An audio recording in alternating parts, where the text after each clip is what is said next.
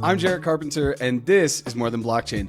On this episode, we are going to dive into meme coins, and we have Brian Naughton on, who I've known through LinkedIn for many years. We've still never met IRL, but such is crypto, such is building things on the internet. Brian, how are you? I'm doing great, thanks, Jared, and glad to be with you and to chat again. It's been a while since we caught up, so good to see you. It's been a while. And today I want to talk about meme coins because, and I just said this to you right before we kind of press record here, but I think meme coins are challenging people, not just within crypto, but especially in crypto, like us and others, people in our cohort, our peers. It's challenging us to ask questions about value. It's challenging us to ask questions about digital value. It's challenging us to ask questions, not just about digital value, but as you pointed out in your more recent article, which I am going to reference as though it were the Bible. Hopefully that doesn't offend people. I want to reference that as much as I can today because I think you just did an excellent job. And that article is called Meme Coin Mania Takes Over Crypto. Because outside of just questioning digital value and whether crypto is valuable, it forces us to question the current moment in society where it feels like things are coming unhinged. And I just watched a clip right before we hopped on here of Lawrence Lepard, who is basically like, look, if the money's broken, the world's broken. You got to fix the money to fix the world, right? And so what is now valuable in the world we live in, right? So meme coin mania takes over crypto. I don't even know where to start. I guess if we could, I'm going to go ahead and start with a quote. And I'll show this to the screen, and I feel like someone was just using the internet for the first time, but these are all the quotes that I screenshotted and then, highlighted. But essentially, you've done a really good job of breaking down meme coin mania, why it exists.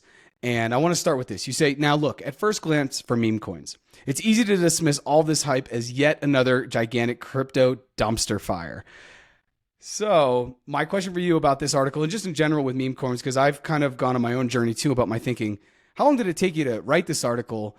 And for you, because you show both a potentially positive or an explanation of meme coins, as well as like what I think most people's knee-jerk reactions are, which is like, this stuff is crap. So anyway, I've now spoken a lot. I want to give you the mic. You are here for the reason. Please talk to me about your journey with meme coins and what inspired you to write this specific article. Yeah, I think I started. There was meme coins. I guess you could go back to Dogecoin as the first kind of breakthrough meme coin, which was, when was that? 2015 or something. It was a while ago. So the genre has been in the space bubbling over, and then one of the best performing altcoins of last cycle was, I believe, Shiba Inu. So there was this kind of like meta that existed prior to this cycle, but you've had meme coins on Ethereum generally. This cycle, there appears to be a few different things happening. One of them is the rise of lower cost blockchains, higher throughput, lower transaction fee blockchains like Solana and more recently Base. And I believe there's also meme coin activity on other chains like Avalanche, for example, and even Telegram now on the Ton network. So, I started very much, from that position of these are nothing but sort of meaningless tokens with absolutely no intrinsic value. That's where I started from. But because of all of the interest and activity and the huge gains this time round with meme coins like Dog with Hat, for example, I decided to, rather than just jump to a conclusion about what they were about, having watched a few Bankless episodes of people sort of getting frustrated and angry that the space was being misrepresented after everything that happened last year or 2022 with FTX and all the rest of it. I decided basically to get stuck in and do a deep dive, and I spent about 6 weeks researching it, and then I wrote the article, and I guess the article took me the best part of a week really to piece together for publishing on my Substack newsletter. But yeah, so that was how I sort of came into the process, and as a result, I learned a huge amount and just thought a lot more deeply about what was going on. Do you own any meme coins? I do, yeah, I do. I was trading them for a while on centralized exchanges like MEXC and just seeing what happened. But I've recently tumbled into the Solana ecosystem with a Phantom wallet, and I've started purchasing meme coins as well. Yeah, using Dex Screener, but I'm still very early. I'm playing around, but obviously the main draw, apart from memes, a part of the culture and understanding all that side of things, is the enormous gains that you can experience from picking the right meme coin. So that's certainly part of the allure as an asset class, if you wanted to call it that. Let's come back to calling it an asset class, because I want to build towards that, the new definition of value on the internet, right? And I want to call out, you say early on in the article, you say, look, if you were degenerate enough to put in $10,000 into Dog with Hat at the tail end of last year, at the end of 2023, you'd now be a multimillionaire, sitting on profits approximately $6 million at the time of writing. So that seems kind of ridiculous. So here we are with meme coins, right? We'll call that the trees, right? Each meme coin is a tree, but I feel like then there's the forest, and I'm going to build a weird analogy here, okay? The forest is crypto, okay? And then the world is just the world. So crypto obviously exists in the world that we live in, and then in that world of crypto, there are individual trees, which are the meme coins. Or maybe it's better that they're called branches, because many of these are still made off of Ethereum, which I guess could be a tree. I'm interested now to really kind of like dive in and just have a broader conversation about how meme coins fit into society and our questioning of what is now worth value. Like let's now start to define the value, because there's something going on, and you and I are not part of this generation. So we're going to talk about a generation, even though we're not part of it, which I don't know how I feel about that, but we're going to do it anyways. Generation Z, and you actually called this out, and let me see if I can find it. You were talking about how even in China, there is a saying, and it looks like it's bailan, which means let it rot. And there's this idea throughout the younger generations, and I guess I'm going to kind of harp a little bit on Gen Z, that it's kind of, and I forget the exact, and I was looking it up before we hopped on, but it's this idea that like no house, no assets, no worries, something like that. And maybe you know what I'm actually trying to talk about with them being, I'm just pejoratively now talking, unfortunately, about Gen Z, but it's this younger generation that now has almost nothing to kind of look forward to financially. They are probably going to never afford real estate, which for most of human civilization has been a bedrock of how you build wealth. Okay. So they're kind of taxed out of that. As you wrote in your article, they can barely afford rent. I have many friends right now that are either homeowners and house poor meaning they have a house, they're barely paying that off, but everything else they're underwater and they're probably in credit card debt. Or I have friends that are trying to put people together into apartments, or they live like me in South America or in other parts of the world to take advantage of currency because they can't actually afford to live in certain places. So let's try to go back here. The analogy of the tree is Ethereum. On Ethereum, we have meme coin. The forest is crypto. Crypto lives in the world. If you could just kind of extrapolate more on your philosophies and how you've kind of tried to put meme coins in their place in society and how they are actually saying something larger about our flawed money, our flawed value system, our flawed global economies and local economies. And I just spoke a lot. So once again, I'm going to pass you back. I read your article and it really hit on so many different levels for me, because we shouldn't just discount meme coins just because we think, as you said, that they're just a dumpster fire within crypto. Yeah, I mean, there's a few things there really to unpack. I mean, the first of which is, crypto and particularly meme coins are often described as a Ponzi scheme. And I think, for the younger generation, in actual fact, what a Ponzi scheme is the entire fucking thing. Do you know what I mean? It's the US dollar. It's the system that they've been priced out of. Everything, well, the what's going on with the level of debt in the United States and in most fiat economies is a Ponzi scheme, we're effectively borrowing from the future, and it's getting to the point, for example, in the United States where they won't even be able to make the welfare payments soon, let alone the defense budget and all the rest of it. So there's a kind of an aspect to this which is related to financial nihilism. I mean, if you can't afford property and you don't have stocks and shares and all the rest of it, and inflation is going up and your purchasing power is going down, I mean, you're basically screwed. So, I mean, that's the first thing I'd say. If we're talking about Ponzi schemes, society itself is a Ponzi scheme. And then the second thing is that I relate a lot of this to what happened with the Wall Street bets scenario. I can't remember exactly when that was off the top of my head. Was it 2020, 2021?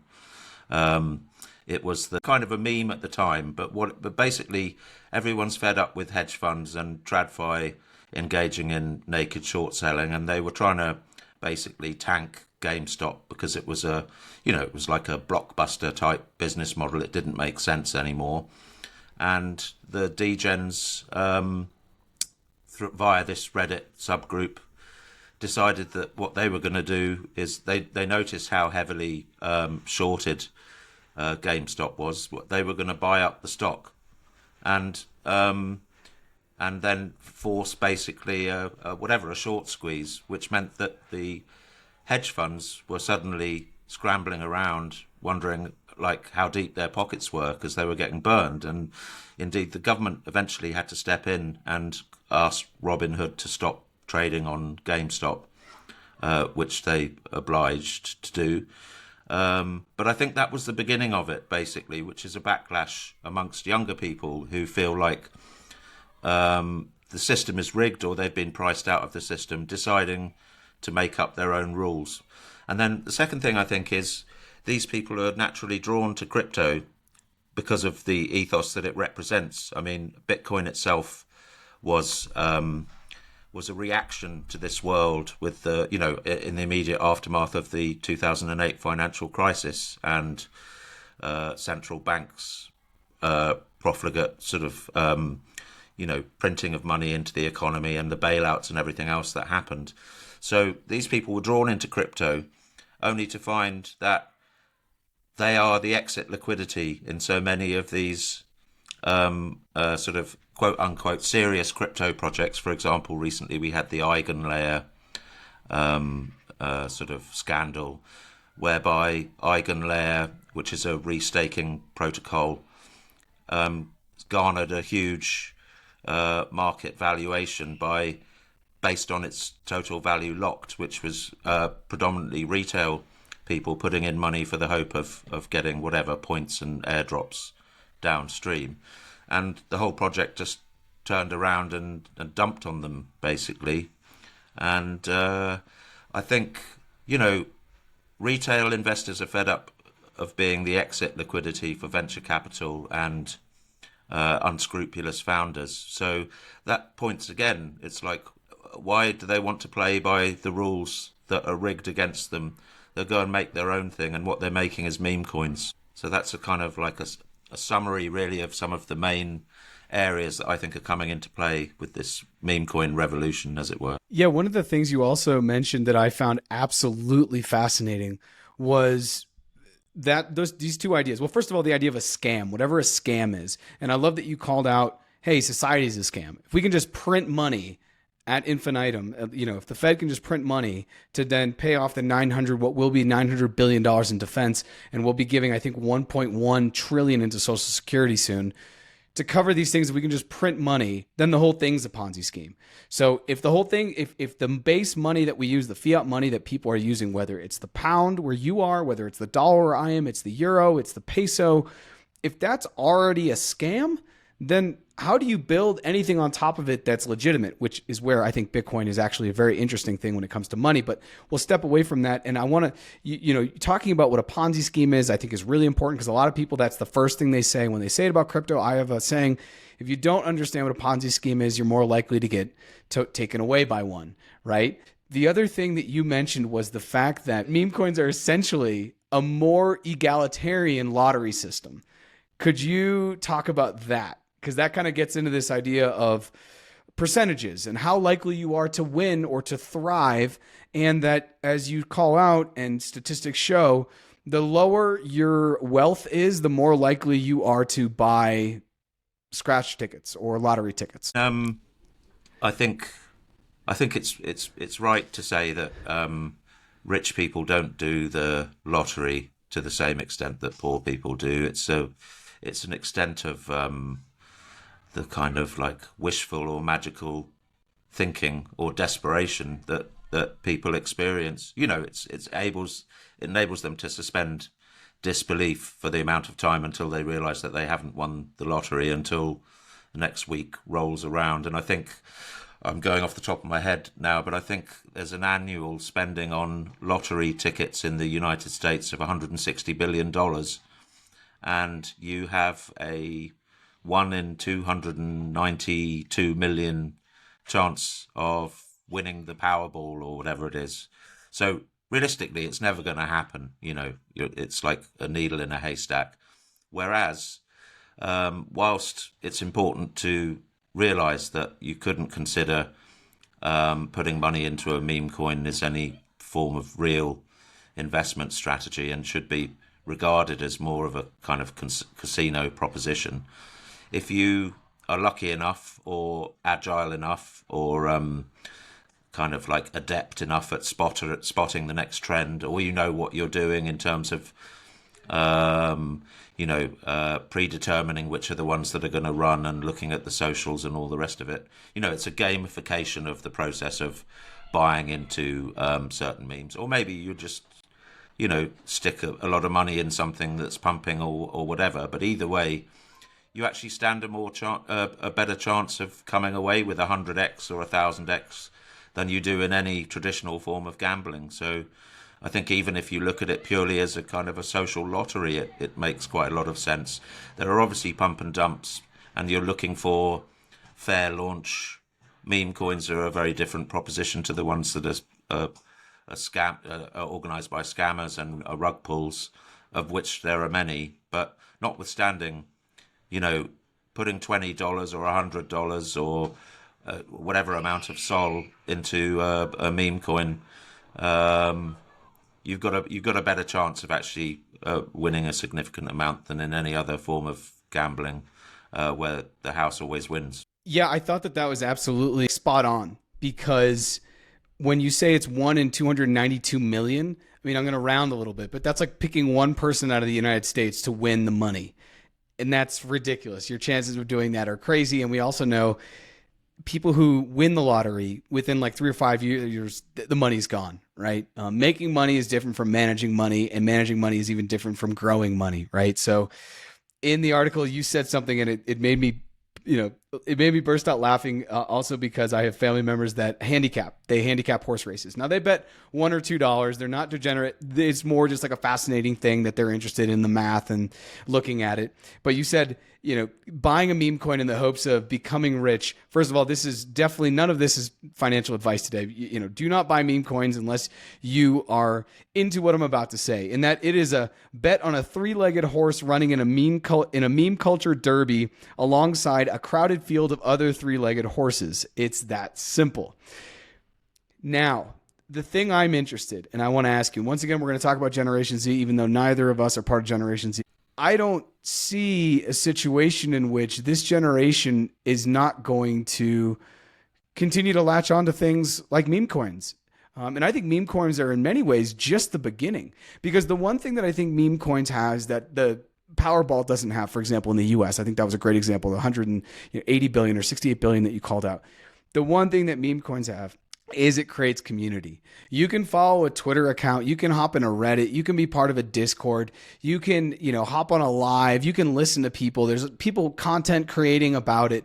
It's a very interactive thing. It's kind of there's a two-way street about it, which doesn't exist in other ways. And I am going to call meme coins gambling, because if you're putting money into these things thinking you're going to have a return, it is a gamble. It is no different than going to the roulette wheel, putting your $5 chip down, and you have 1 in 36 odds, or 1 in 37, I think, because there's the two, the green zeros. So do you think that this is going to continue? Because for me, I think it does. But I'm interested to hear your opinions. You're also on the other side of the Atlantic. You're seeing a different economic situation. But from where I am, in between where I live here in Colombia and the time I spend in the States, I am seeing a lot of economic strife right now. It's the same here. Yeah, everyone's getting squeezed.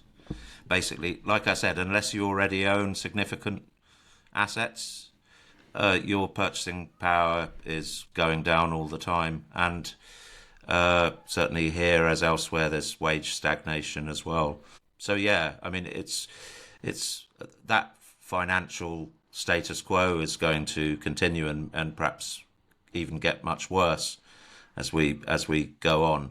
But I think other like picking up on how you were framing some of that, there's a bigger picture thing here. You mentioned that, like, the community aspect and feeling a sense of belonging and being able to follow, and it just being a bit culturally richer than other forms of gambling, like going to a casino in Las Vegas or buying a lottery ticket, is that it's based on memes.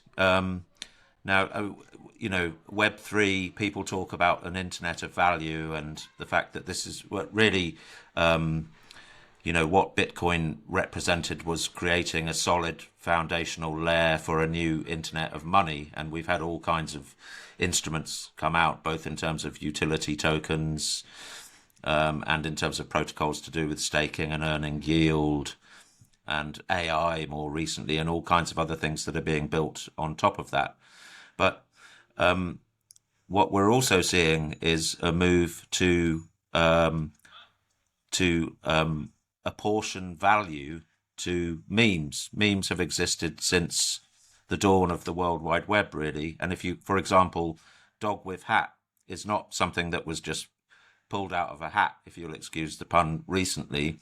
It was a meme that existed on the internet in 2009, So, it was interesting that they chose that, because to some extent it's probably predictable that it would have done so well, because it did very well the first time round when there was no infrastructure available to tokenize or commoditize or monetize the value of that meme. And we live increasingly in an attention economy.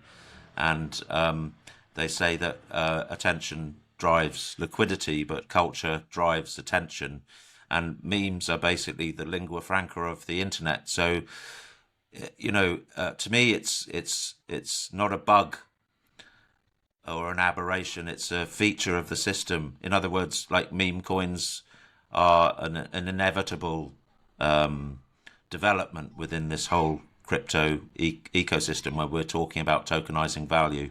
When I read this part in the article, we were talking about, no, meme coins are actually part of the roadmap. It's the most logical thing that we would do as we start to tokenize social capital, visual social capital, which is like a meme and a visual thing with dog with hat for the example, and then we can exchange it. It made me start to think of a couple things. It made me think about my own childhood growing up, where my parents wouldn't let me play video games. And I've said that 1,000 times on More Than Blockchain, because I think it's really important, especially now. If there's anyone under about the age of 25, that doesn't exist anymore. Parents are not going to tell kids not to play video games, because they can do it on their phone, they can do it on their iPad, they can do it on their desktop, they can play it on their TV. When I was young, it was like, no, we're not bringing Nintendo 64 in the house. And I remember when it came out, because all my friends got that for Christmas, and they were playing James Bond GoldenEye 007 to this day. Very visceral. So all the things essentially that for me as a kid were games, Pokemon, Magic trading cards, even trading baseball cards, video games, all of these things now are monetized and massive, massive, massive industries. Now, the Magic trading cards, the Pokemon, the baseball cards, or sports cards, those are more from like a collectible, right? But there is a community around that. And then you have video games, and the idea of you and I could be playing a game and we're both using pseudonymous names, and we could be betting against each other with using crypto or using something on blockchain, or maybe it's within the game, as many games are still kind of their own little kingdoms or fiefdoms. It makes sense in that world. And having said that out loud, that meme coins have value, and they're going to continue to have value. And my question for you, or what I'm really interested. I'm interested to see how corporations are going to latch onto crypto over the next 18 months. A lot of corporations have walked away from crypto recently. You had the Odyssey program, the membership program with Starbucks. They've since walked away from that. You had the Dot Swoosh, which was Nike's NFT project, which I bought many Dot Swooshes. I was like, why would I not buy these? Sneakerheads are crazy when they realize the digital is more valuable and it's easier to trade. You don't need inventory. I bought a bunch. It's okay. It was all part of this process. I'm interested to see, and I want to ask you what corporations, well, first of all, we're going to assume that corporations are going to try to make their own memes to sell. And then what corporation do you think will be one of the first corporations to Fortune 500 companies, big brands that we all use, to try to create their own meme and then monetize it? Whether that's essentially creating their own, I'm trying to think, their own Mickey Mouse. Okay. If Mickey Mouse were to come out now, you would monetize that. You would NFT it. You could do all these things. I know Disney has their own NFT collection, but what is going to be the new Mickey Mouse for this young generation? Now I'm going to talk about a generation that I don't think, actually I have had guests on from Generation Alpha, I believe, but Generation Alpha, which I believe is anyone under like about 12 or 11 years old right now.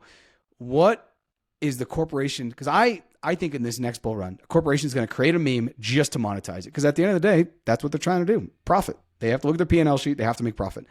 So here we go. What corporation is going to make a meme, and what's that meme going to be? And maybe you'll crystal ball and we'll sell this for billions to whoever. That's a tough one, really, and I've never quite thought about it. I mean, there's a reputational issue that would send the lawyers screaming down the hallways, I would imagine, with this kind of stuff for any of the major sort of blue chip brands. And also maybe, the whole situation with the SEC as well. But if I had to guess, I would say, I mean, you mentioned Mickey Mouse and all the rest of it. Entertainments would be a sector where you'd have to say that there might be a likelihood in the fullness of time of something happening there with already a sort of a lean towards cartoon characters or memetics of some description anyway. And then maybe also you could think of fast-moving consumer goods, maybe the Coca-Colas of the world or whatever. But when you were asking me, I kind of thought really the first kind of brand, it's likely to be someone more like Snoop Dogg, I think. In other words, a big brand, but a brand based around a personality rather than a product. But I could definitely see, someone like Snoop or someone equivalent with a big following launching you could call it a fan token, but that really what we're talking about is a meme token.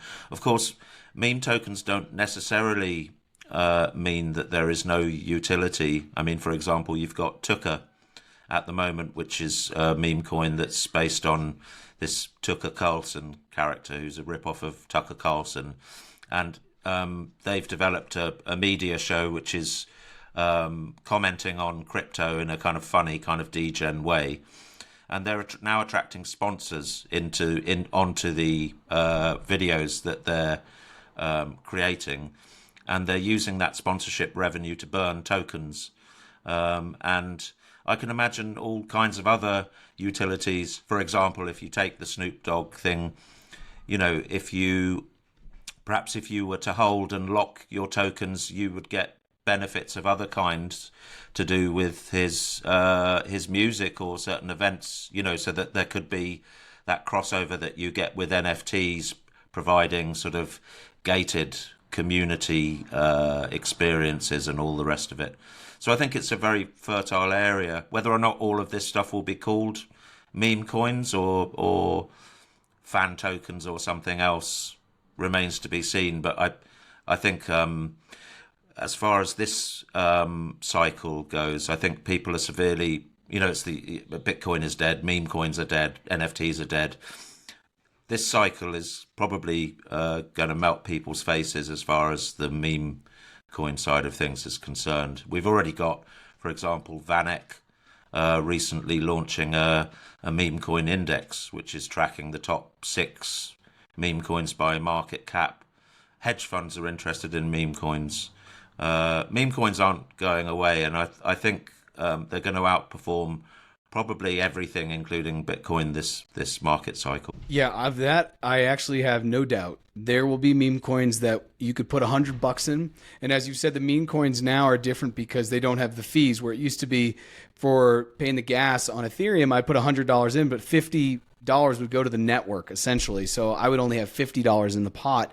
But now with Base and Solana, their fees are so small, I think people are going to be really incentivized to do it financially, and they're also just going to feel a lot less friction in the process. One of the weird things is, I agree, I don't know if they're going to be called meme coins or fan tokens. One of the other weird things for me, this is the weird thing for me, I am a very left person, and I don't mind saying that. This is my platform. If you don't agree with my political takes, that's fine, because the beauty about crypto and Bitcoin is I sit in rooms with people all day. I work with people professionally and collaborate with people here who maybe we don't have the same political ideologies. And that's okay, because we're all here for a new way to think about the internet and exchanging value in a permissionless network.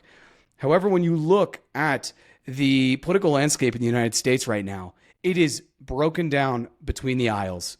The right and the Republicans versus the left and the Democrats. The Republicans are in on crypto. They're in on Bitcoin. They're in on Bitcoin mining.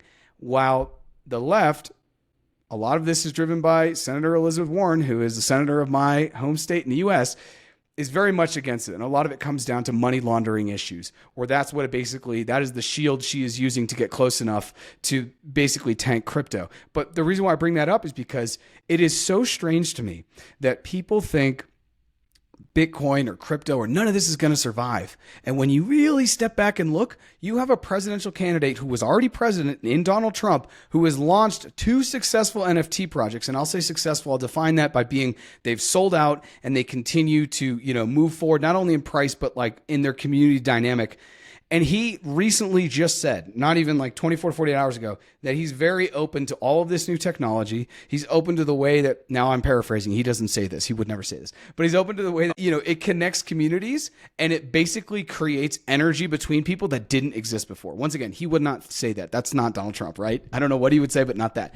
But that to me is absolutely fascinating, because if you are a degen and you are listening to this, and once again, this is not financial advice, if he wins the presidency, which I would say is a 50-50, so you can flip a coin. He wins the presidency, those NFTs are going to 10x over the next 12 months. I will bet my bottom dollar. Now, I won't buy one just for reasons I don't really want to support that man at all and anything that he's doing. And I know if I give money to buy those NFTs, it will go to him. But there will be people, as you've called them, fiat millionaires, who are going to buy a bunch of those on election night should he win. In fact, in and around the election night in November, if he's doing well, basically if he wins Florida, those will take off. And I don't know if you can put a put or a call on those, but I would love to find another way to engage in that ecosystem, because those are going to absolutely explode should he win. And so I didn't know about this Tuka coin for Tucker Carlson. That also doesn't surprise me that someone's doing that. That's incredible. I need to look at some of that content because I'm sure it's funny. As you look forward for meme coins, what is something that hasn't happened yet, but will be kind of a canary in the coal mine for you, that a coin is going to explode or a project is going to explode or just the space is going to get more real? You've talked about the VanEck. VanEck has an index on these things. What else do you think we need to see? I've just talked about, ex-President Trump having basically his own meme coin, which is essentially an NFT or a way to buy his likeness and sell it on the open market. What are the other things that you're kind of looking out for as we get more and more, I think, into a bull market? I mean, I would say one interesting thing will be to see whether or not Dogecoin gets flipped. Dogecoin has been around forever, and it's got, I can't remember what the market cap is, but an extraordinary market cap if you classify it as a meme coin, something like, is it like 15 billion or something? It's up in the top 10 of on coin market cap. In fact, maybe it's more than 15 billion, maybe it's more like 20 billion or something. But it does have its own blockchain, as it were, so it's a slightly different beast.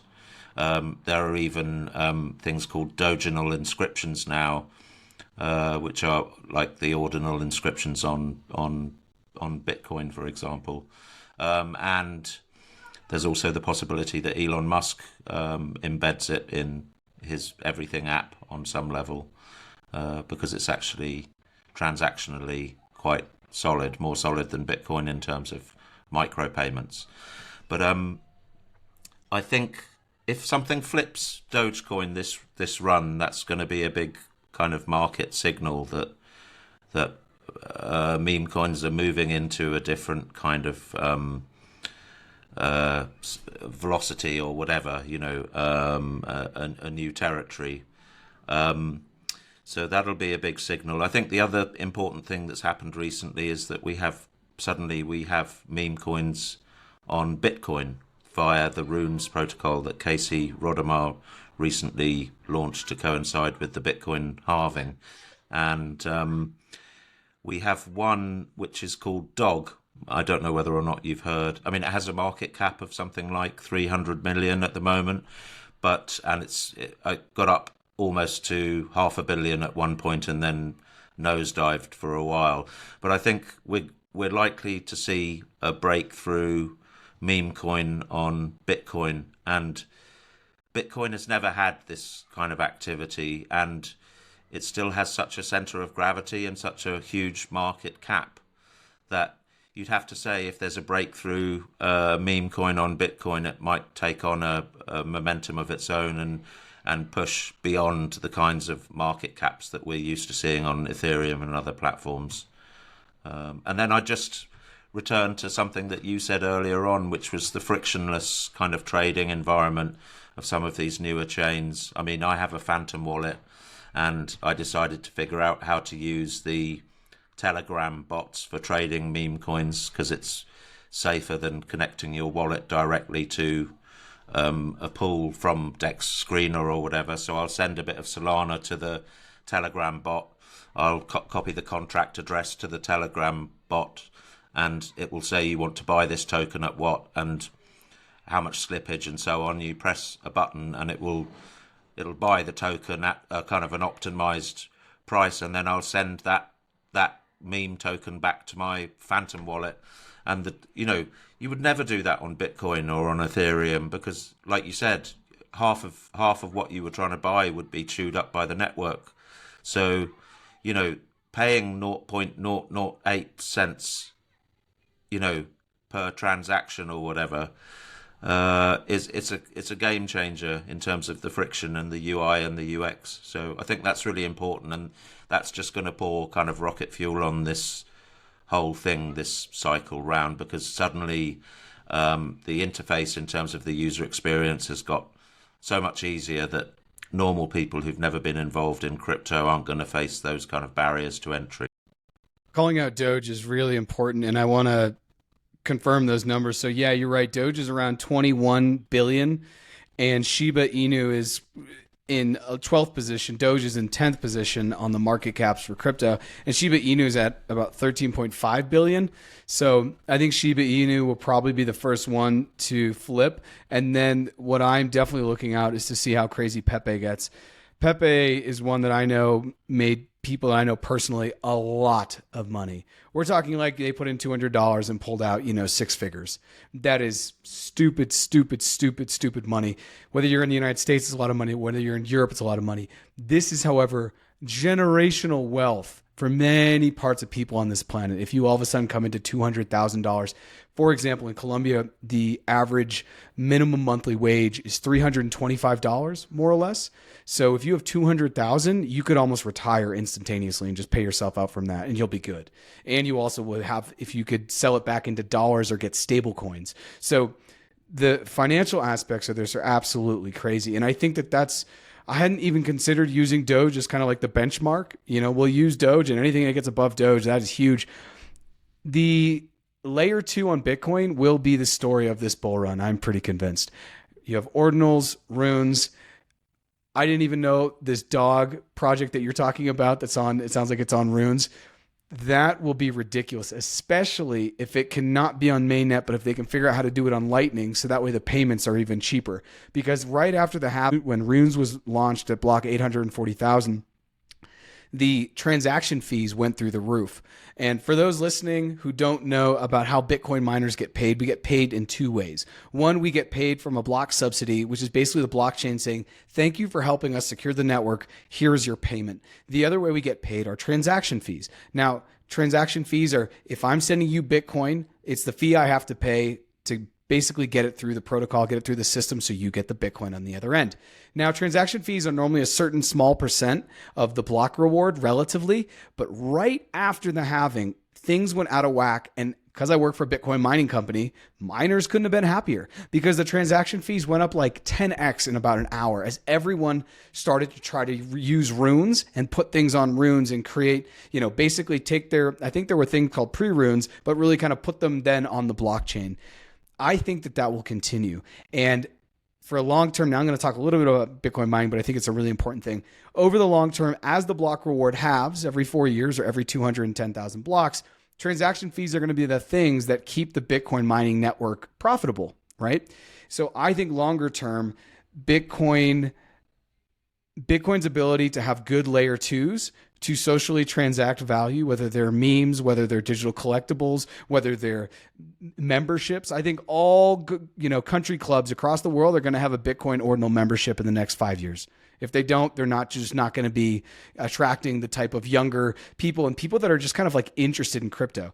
So thinking about Bitcoin, do you want to call it any specific project? And I want to actually go into Ordinals a little bit because you and I both own Ordinals. We've never really spoken about that. But if you could maybe share some of the Ordinal projects you are in or the Rune projects you're a part of, and then the ones that you're kind of keeping an eye on to say, hey, if that goes down cheap enough, I really want to get in, and then why? Yeah, I mean, I haven't done a sort of deep dive on some of the, the layer twos in addition to stacks, for example. But I think you're absolutely right. I mean, stepping back, we have to understand, especially with what's been going on in the States recently with the SEC and a clear signal that the ETH ETF isn't going to happen anytime soon, and the Wells notice being issued to Consensus, who own MetaMask, the main non-custodial wallet on Ethereum. Bitcoin has achieved escape velocity. We have the ETFs, we have BlackRock, and all of those TradFi players, Fidelity, etc. So I think it's a no-brainer, really, to now assume that the Bitcoin network infrastructure and the layer twos and the scaling solutions is going to be built out at pace.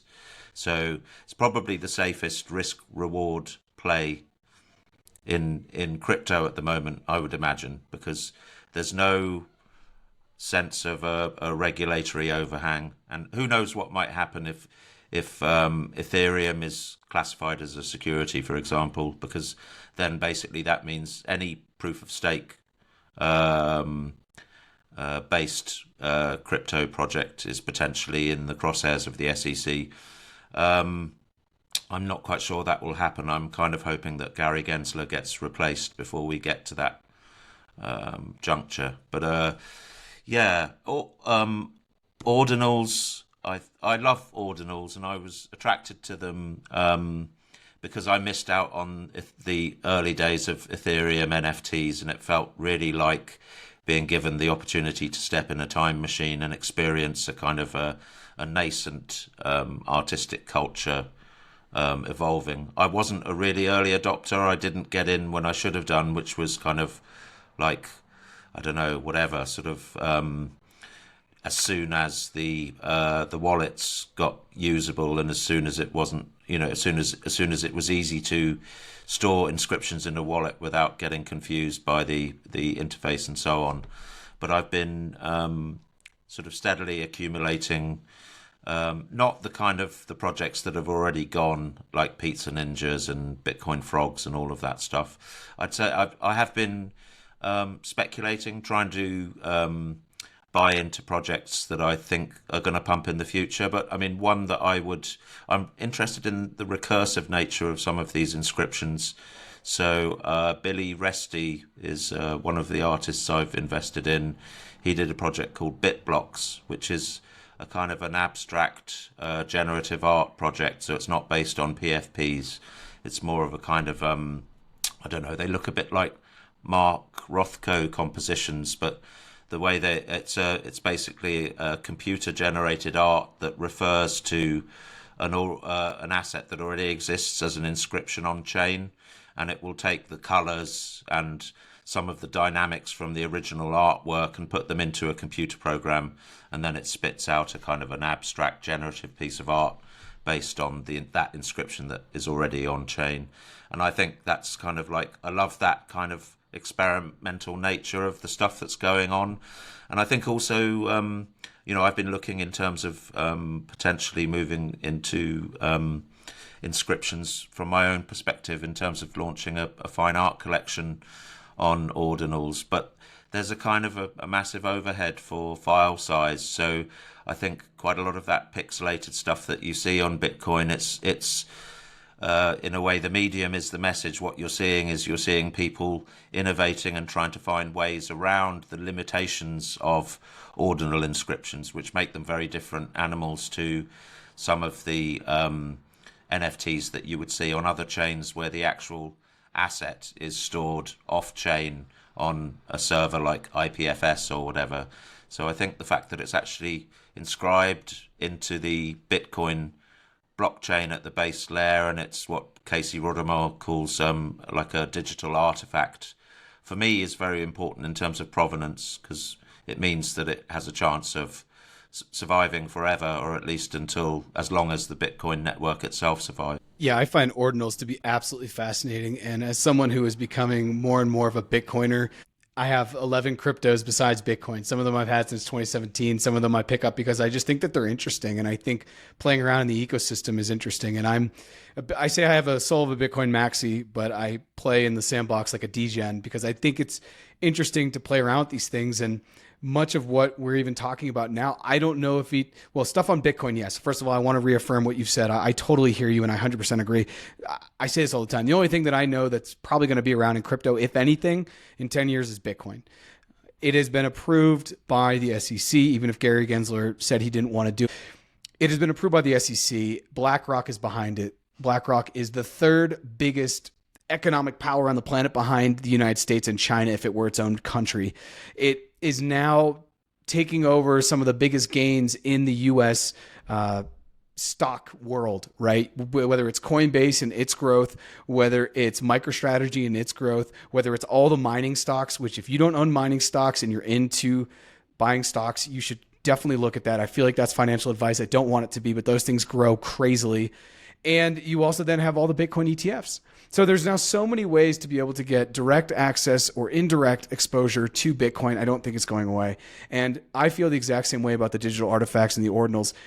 I think they're absolutely fascinating because if Bitcoin is eventually going to underpin the overall global financial system to where if I'm trying to exchange money from you and I'm a Colombian citizen and you're up in England and I want to send you money, or we both want to send money to someone who's in Kenya, and we're going to use this because the dollar no longer works. It takes so long to send it through banks. And if you've ever sent any money abroad, you know exactly what I'm talking about.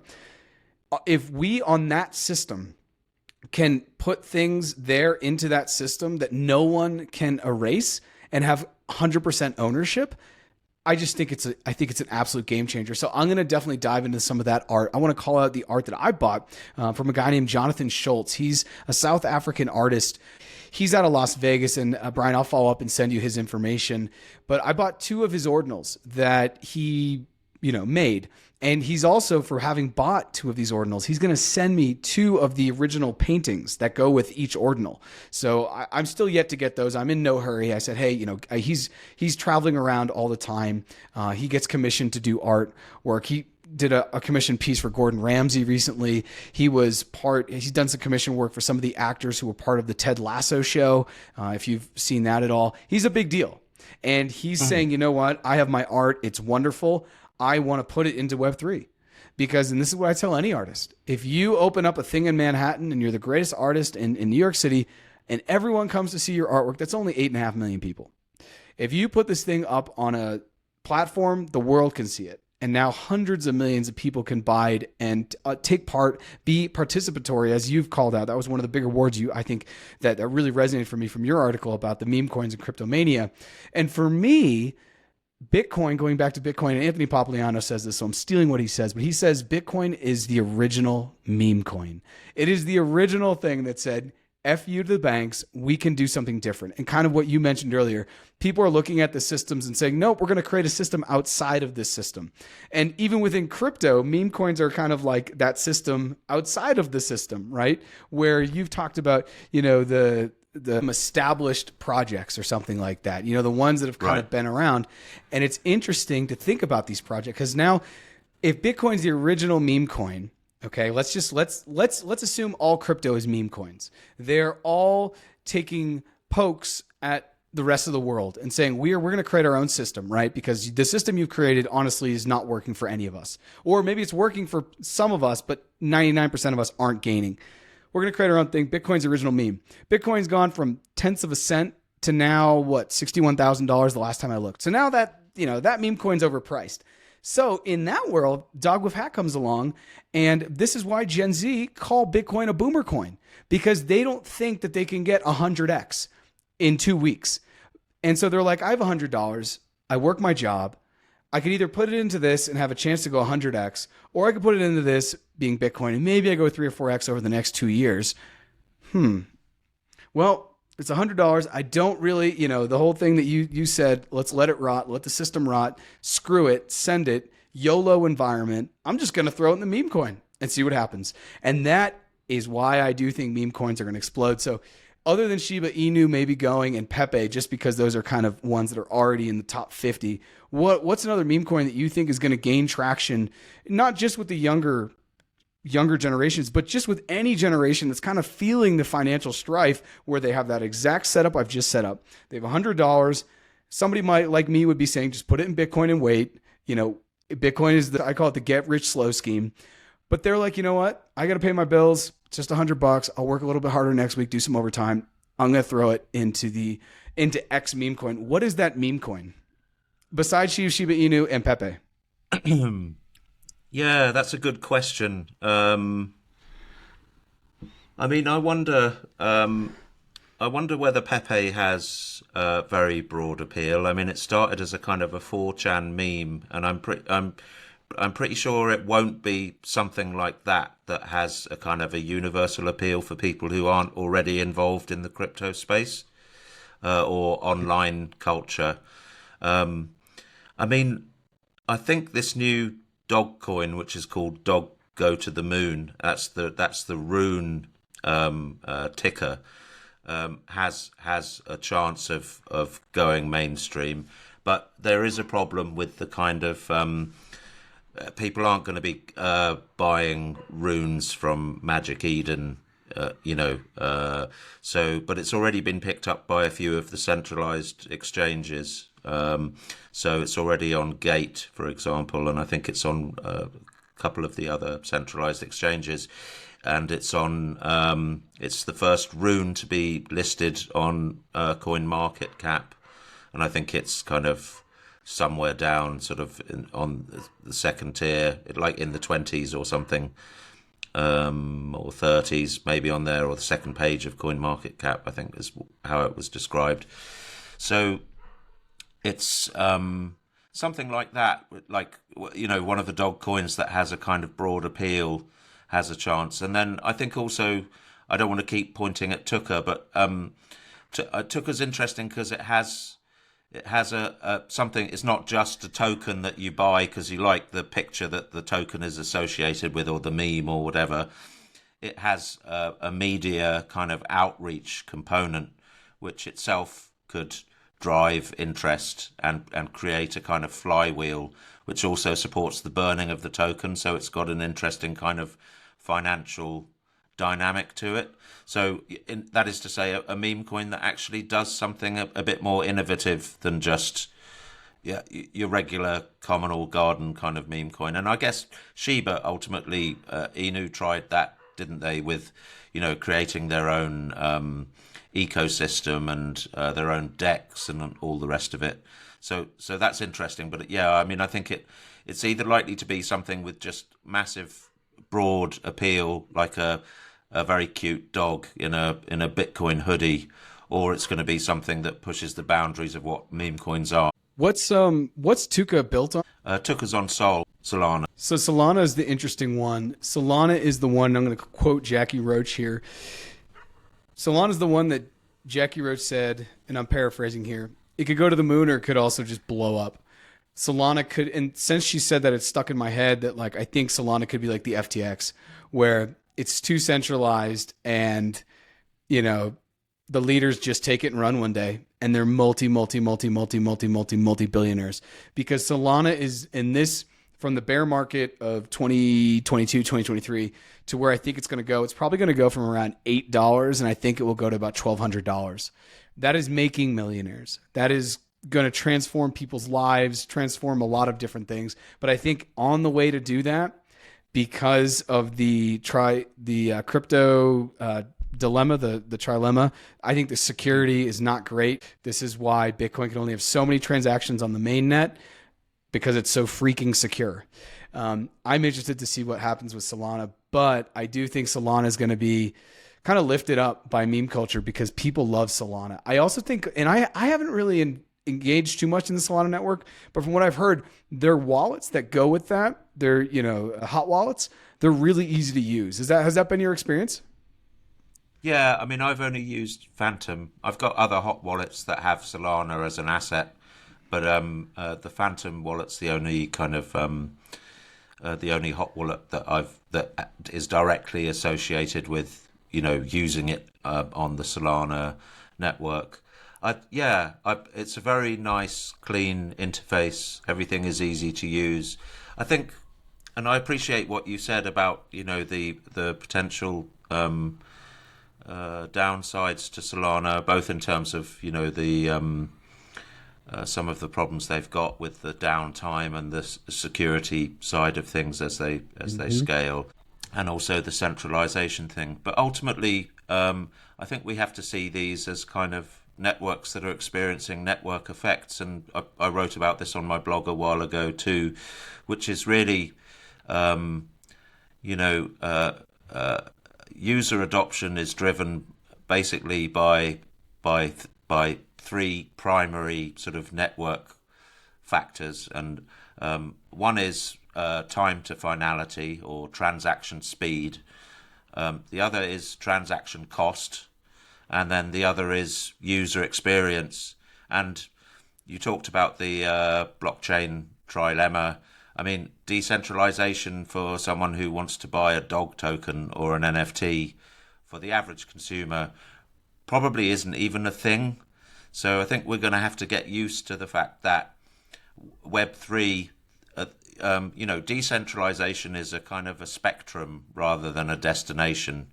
And even on Ethereum projects and Web3 projects, you've got the use of Amazon Web Services and other servers that store the assets off chain and all the rest of it. So, you could argue that there's no such thing as true decentralization, arguably, with the exception of Bitcoin, which is what makes it so unique.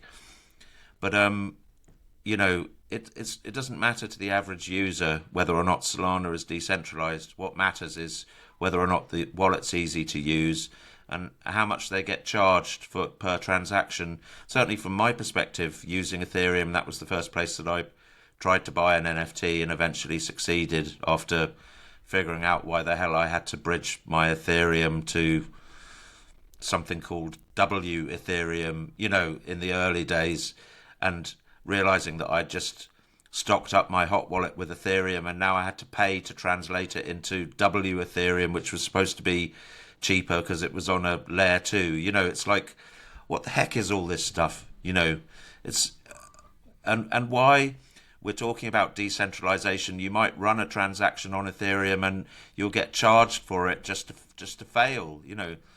How does that represent the kind of like this wonderful utopia of decentralization that everyone's talking about? Because to the end user, it doesn't.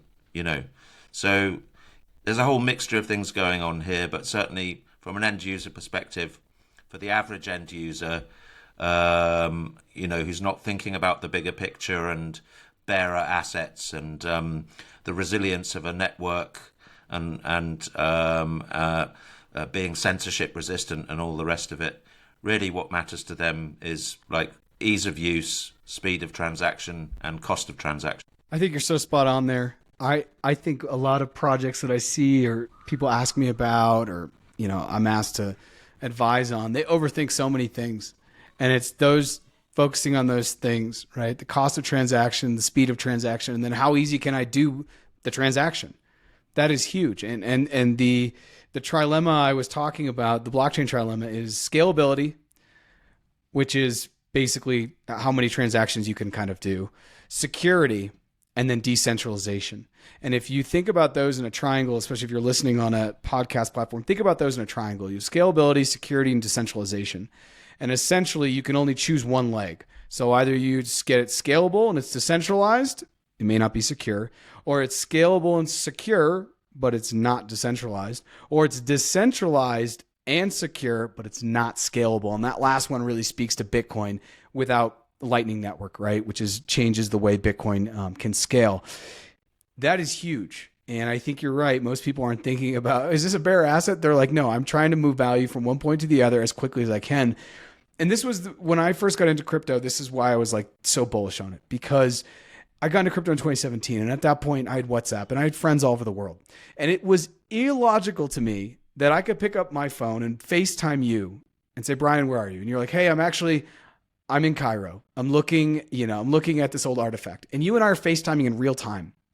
Right now, I'm not going to get into whether WhatsApp is a decentralized network, but the point is my speed to information was so quick. I could FaceTime anyone on this planet right now. So my speed to information is so quick. And that's where the internet started. And you talked about this in your blog, the internet of info, right? That's what it was. Wow, instant info. But in the internet of value, I was like, this makes so much sense because now I can send value just as almost now especially with some chains, right, that are more scalable because they're less decentralized and maybe less secure. I could send you $100 right now using USDC on Base, and it would be to you in about 15 seconds, maybe, to finality. And that just doesn't exist. So anyways, that's one of the reasons why I got into crypto, and you called that out in your blog. And I want to just say this out loud. I'm going to put the article that Brian wrote, which I think is so phenomenal. I'm going to put it will be in this episode's show notes. So make sure you go and check that out.